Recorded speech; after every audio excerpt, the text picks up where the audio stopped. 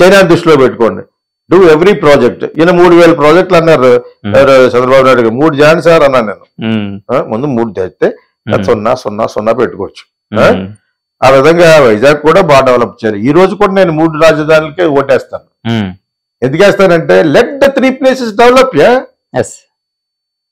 అలాగని చెప్పేసి అమరావతికి కాదని ఎందుకంటాం? అమరావతి పెడదాం, నీళ్లు దిగిపోతున్నాయని అన్నారు, అన్ని చోట్ల దిగిపోతున్నాయని చంద్రబాబు నాయుడు గారు అన్నారు. అయినా వై రిస్క్? అక్కడ పెట్టండి, do it in Vizag. Vizag is already little developed కదా, సిటీ ఆఫ్ డెస్టినీ అది. అండ్ ఇట్ ఇస్ అది అన్ని విధాలా అర్హత ఉన్న ఊరు. సో అక్కడ మెయిన్ పెట్టుకుని మెయిన్ ఫ్యాక్టరీలు చుట్టుపక్కల పెట్టి డెవలప్ చేస్తే అవన్నీ విలేజ్ అన్ని బాగుపడతాయి. అదేవిధంగా కర్నూలులో ఈ జస్టిస్ డిపార్ట్మెంట్ పెడతా ఉన్నారు కదా, బట్ అవన్నీ కూడా డెవలప్ అవుతాయి. Let 3 places go. నేను చాలా కాలం క్రితం చెప్పాను, మళ్ళా చెప్తాను. గల్లా జయదేవ్ అన్న అతను వెరీ వెల్ ఎడ్యుకేటెడ్, తెలుసు కదా, కృష్ణ గారు అల్లుడు గారు. అతను గుంటూరు నిలబెట్టిన పోయిన ఎలక్షన్ అంతకు ముందు నేను ఎవరికి ప్రమోషన్ చేస్తున్నాను. I do promotion also on my company name. Guntur వెళ్ళినప్పుడు బ్యూటిఫుల్ అతను మరి కార్పొరేట్ కదా, కార్పొరేట్ స్టైల్లో ఉంటుంది కదా వాళ్ళు battery గేటరీ.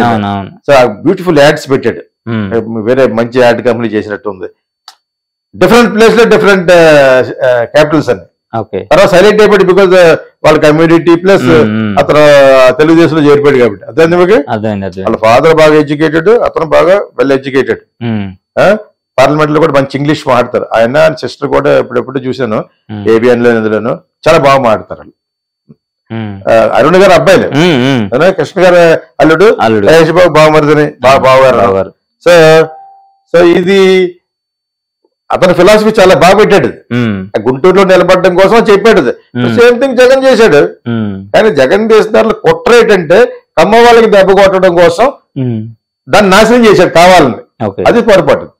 At is unpardonable, unacceptable. ఎవరో జగన్ చేసింది. చెట్లు ములిసిపోయినాయి. ఇవన్నీ మీరు ముందు తెలియదా అంటే నాకు ముందు వీళ్ళందరూ చంద్రబాబు నాయుడు గారు పవన్ కళ్యాణ్ చూపించేవారు తెలియదు నాకు. చెట్లు వచ్చేసి అంత కక్ష ఏంటి? నువ్వు డెవలప్ చేస్తాను పక్కన డెవలప్ చేస్తూ విశాఖపట్నం కూడా వచ్చాయి. Nobody sir that is what he has done bad.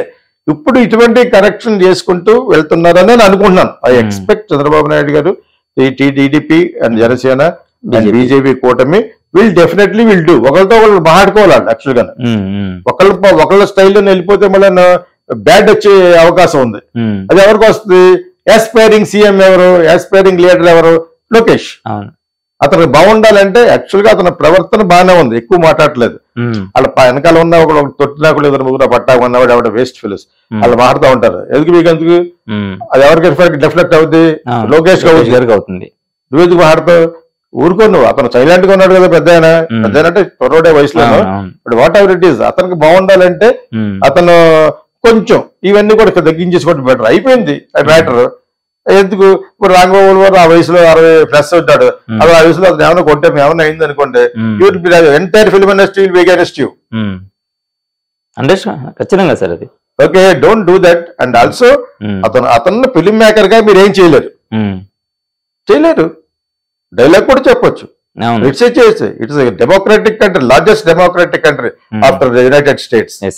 So అది పొరపాటు. తగ్గండి మీరు. తిట్టాడు బూతులు. ఆ పంచ ప్రభాకర్ అన్న అమెరికాలో